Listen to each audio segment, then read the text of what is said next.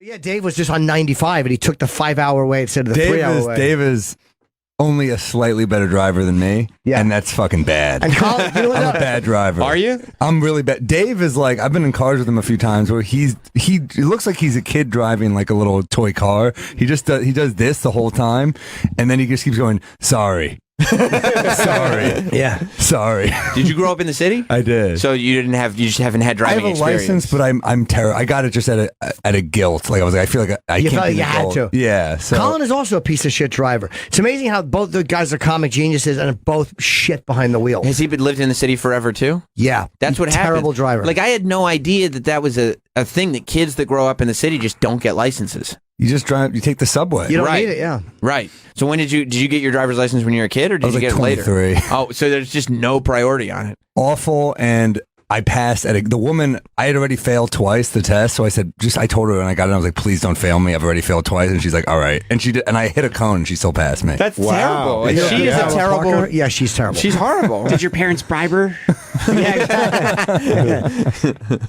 So you learned your driving test was in the city? No, we went out to I failed twice in the Bronx, so I ended up going to some weird suburb. Oh, okay. I hope it wasn't Westchester. It might have been Westchester. I can't imagine because they have the best Chester of everything, including driving tests.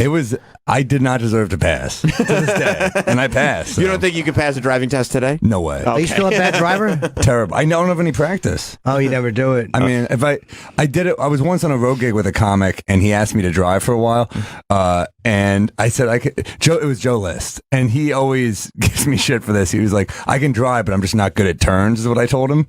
And I drove for 10 minutes. He's like, just give me the fucking wheel. Not good at turns? Yeah, I'm not great at turns. What is it? Turn? It's part of driving. Yeah, He exactly. can go in a straight line. Yeah, that's not. Turning is not a separate thing from Yeah. driving. I That's could do not New York to LA, but no other gigs. I'm terrible. I'm a bad driver. And I've been in a car with a few people. They're just I'll drive. Do you drive too slow or do you panic? or just turn in inappropriate it's places. just not. Yeah, I'm not a good turner, and I'm not a good. It's one thing to say I'm an okay driver, but not the best parallel parker. But to say I'm an okay driver, That's not even in the question. Right. I'm not parking. You can't park? No. Well, you know who else can't park? Sam can't park. I thought that I can't. And You there was piece of one shit, instance. Parker. Really? That was just in. My wife doesn't understand sometimes the context or the situation that we're in, and where it is inappropriate to offer help. And unfortunately, she offered help in the worst possible scenario. The three of us were going somewhere. Well, I think we picked you up at your place, and then we were driving to some steakhouse or something in the city. Probably Morton's or something to eat. Yeah, Morton's. And so there was a left-hand parallel park. Now, I'm a much better driver than my wife, but she happens to be very adept at parallel parking. But I'm fine at it, too, for the record. Mm-hmm. However, it's on a left side parallel park, which is way harder. So I'm doing it, and after 3 or 4 turns, which is only really supposed to take 2 if you're good, she goes, "Do you want me to park the car for you?" Ooh. As if this is something that has happened before. Emasculating. Oh, it was the greatest ball cut I've ever heard. I just looked in the back seat and looked at Jim, and he just has this shit-eating grin on his face, like he's just so happy to be there. And I was like, at this point, yeah, Jess, just park the car. It was a great moment. I can't get out of this now. Yeah. And I had to have Sam grab his purse and get out of the car. Yeah. I had to have her park the car while Jim is just sitting there. This was years ago. Then some guy tried to mug you, and she's like, I got this. Get behind me, honey. I'll take care of it. You were in Canada. Where in Canada? In just outside of Toronto, Oshawa. Okay, so you drove your whole life. I did, but I'm not a great driver either. You're not. No, I got my license and then got in an accident within 10 days. What'd you hit? Hit a child. It's amazing how in a joke you look for what's the worst thing you could hit? A child. Funny story. Yeah, it was a family. No, just a park. It was bad weather, and I hit a car. But I'm still bad, and then because I only drive once or twice a year. You never do. Yeah, but you'll actually drive to a college. I have to bring in someone to open. I'm that bad at it. So Phil he can drive, but I'm not. It's not fun. You would be nervous. I have a car in the city. I'm probably eventually going to get rid of. I lease a car and keep it in a garage. I love having a car so much.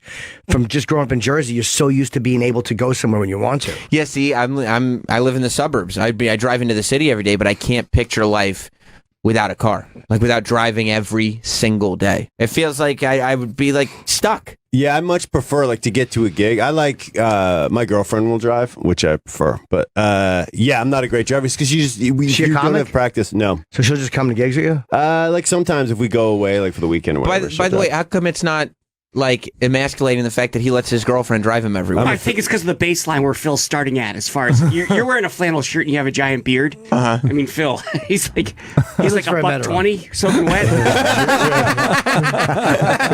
I see what you're saying. Mackie drives a purple Lexus, which is pretty cool. Do you drive a purple Lexus? Yeah. Oh, I grew up awesome. I grew up with the Burbs as well. I mean, we did a road gig.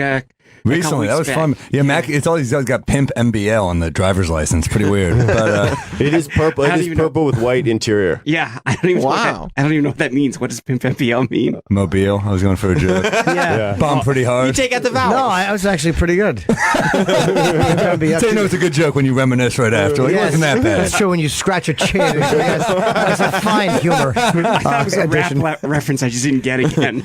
But it is a pimp color, a purple car. Look, it's a sweet ride. I mean, obviously I'm doing very well. But you live in the city now. No, I live across the river in Jersey, in Weehawken. It's almost like the same. It's like living in Brooklyn. Are you leasing it or you bought it? I bought it. It's an 06. What looks better? It's an 06. Crushed under a dump truck than a fucking purple Lexus.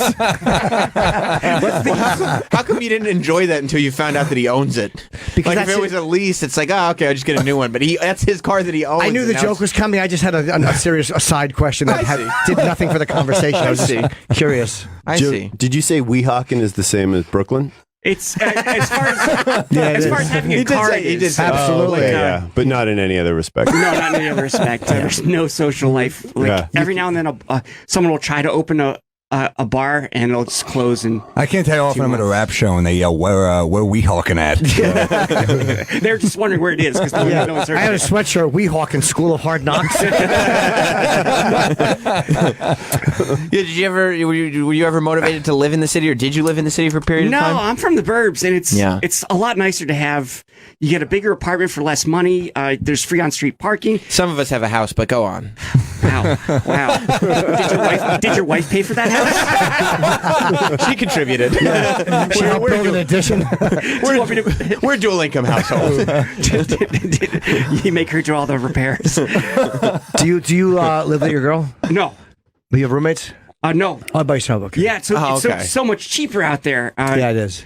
Oh, Weehawken isn't that? Oh no, Hoboken's expensive. Yeah, Hoboken's really high. You might as well live in the city if you're. Do you have a good view of the city or no? Yeah, you can see Midtown right from my window. That's nice. Can they block it though? There's apartments that are right on the water that they can't block, but then there's ones. Oh yeah, room for buildings that they have in front of it. Well, the cliff's about 120 feet high, and those apartments are about 120 feet high, so they don't block the people who live on the cliff. Okay, you live on the cliff? Yeah. Okay.